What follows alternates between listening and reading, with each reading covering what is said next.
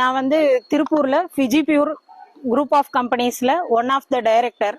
எங்களோட திருப்பூர்ல எங்களுக்கு கம்பெனி இயங்கிட்டு இருக்குது. எங்க கம்பெனில இருந்து நான் அங்க இருந்த வந்த வருவாய இங்க வந்து திண்டுக்கல் ரெடியார் சத்திரம் அங்க வந்து தோட்டம் வாங்கி இருந்தோம். ஒரு 9 ஏக்கருக்கு பக்கமா வாங்கி வச்சிருந்தோம். இதுல வந்து எனக்கு கமலம் கோபிங்கிறவரு ரெடியார் சத்திரத்தை சேர்ந்தவரு. எனக்கு வந்து ரொம்ப நாளா தெரியும், எங்க உள்ளூர்காரரு அப்படிங்கறதுனால எனக்கு ரொம்ப நாளா தெரியும்.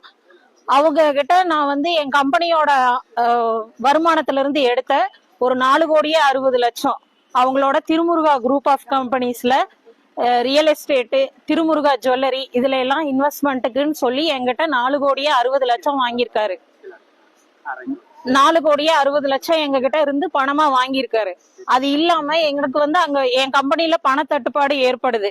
பணத்தட்டுப்பாடு ஏற்படும் போது நான் இந்த சொத்தை வித்துட்டு நான் அங்க உள்ள ப்ராப்ளத்தை சரி பண்றதுக்காக நான் இந்த சொத்தை விக்கிறேன். இந்த 9 ஏக்கரை நாங்க விற்கும் போது அவர் வந்து நானே வாங்கிக்கிறேன், அடுத்தவங்களுக்கு விற்கிறதுக்கு நான் வாங்கி யாருக்காச்சும் மாத்தி விட்டுக்கிறேன்னு சொல்லிட்டு எங்க கிட்ட இருந்து ஜூலை மாசம் 10ஆம் தேதி கிரையம் வாங்குறாரு.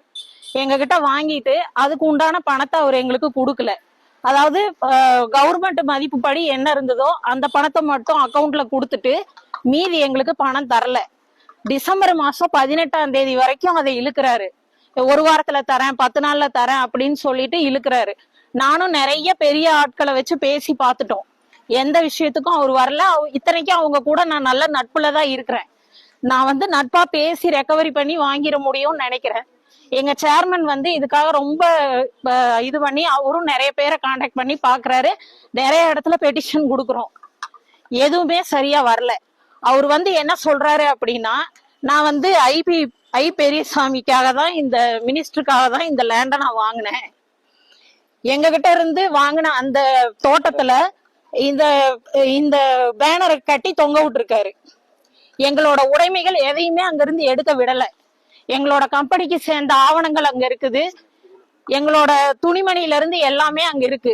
அங்க தோட்டத்துல ஒரு வீடு இருக்கு, அந்த வீட்டுல எல்லாமே இருக்கு. எதையுமே எடுக்க விடல, எங்களையும் உள்ள அனுமதிக்கல. அதே மாதிரி அங்க வந்து நாங்க ஒரு குலதெய்வம் சாமி வச்சு கும்பிட்டு இருந்தோம், ஒரு நல்ல சிலை. அதையும் அவங்க எடுத்து அப்புறப்படுத்திட்டாங்க. என்ன பண்ணாங்க ஏது பண்ணாங்கன்னு எங்களுக்கு தெரியல. அது பாரம்பரியமா நாங்க வச்சுக்கிட்டு இருந்த ஒரு சிலை, அதையும் எடுத்துட்டாங்க. இப்போ நான் டிசம்பர் 18ஆம் தேதி எங்க கிட்ட வந்து ஒரு பார்ட் பேமெண்ட் கொடுக்குறாரு, கன்னிவாடி ரெஜிஸ்டர் ஆபீஸ்ல வச்சு கொடுத்துட்டு 2 நாள்ல மீதி பேமெண்ட்டை தரேன்னு சொல்லிட்டு அதுக்கப்புறமா என்கிட்ட என்ன சொல்றாரு அப்படின்னா, உனக்கு தெரிஞ்சதை பாத்துக்கோ,